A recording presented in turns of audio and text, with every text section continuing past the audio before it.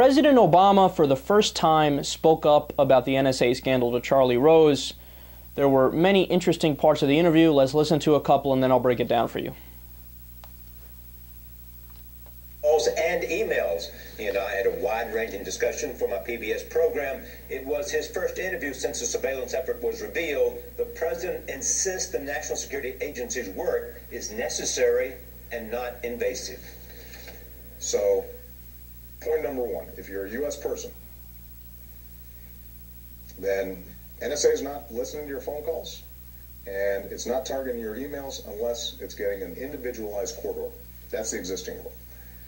There are two programs that were revealed by Mr. Snowden,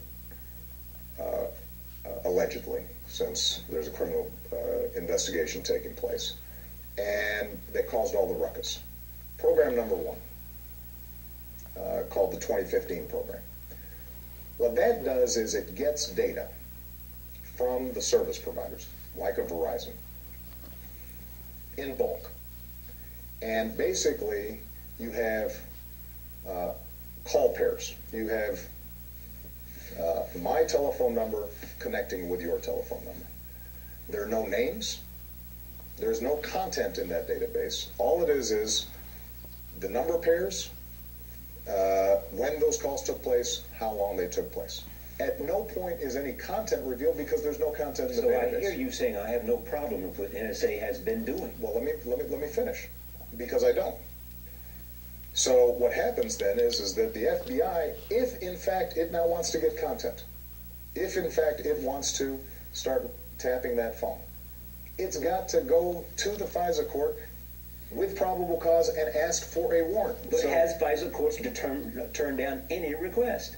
Because, first of all, Charlie, the number of requests are surprisingly small, number one. Number two, folks don't go with a query unless they've got a pretty good suspicion. Should this be transparent in some way? It is transparent. That's why we set up the FISA court. Look. Boom, and there it is at the end there. Oh, it is transparent. That's why we set up the FISA court. A lot of the decisions of the FISA court are secret. That's not transparent. So what, because you know it, that's akin to the whole country knowing it? No, you're the president. We don't have the right to know that information. Now, there's multiple errors he makes there. First of all, he says at the beginning, look, the American people have to understand we can't get any of the data or the information unless we have a court order. Now, Charlie Rose does a good job following up on that, because what Obama doesn't say is it's a FISA court order.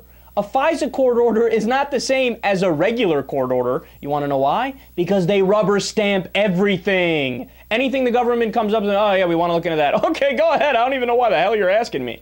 Look, the FISA courts were set up with the Patriot Act, right? They're a recent phenomenon. Now, why did they need to set that up as opposed to going to the regular courts? Because they wanted to rubber stamp things. It's like when a private corporation sets up arbitration.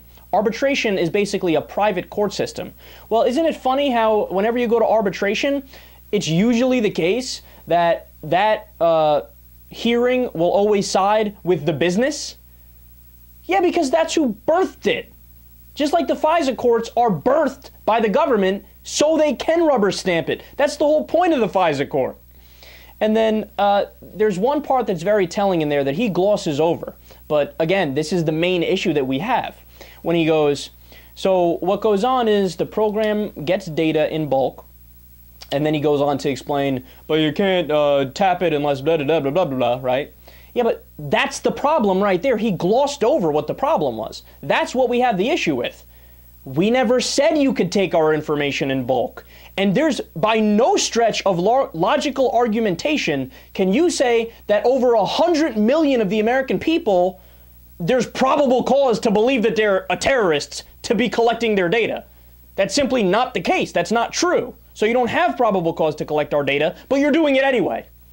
And then again, he's trying to assure you, don't worry, it's only for terrorism and this and that.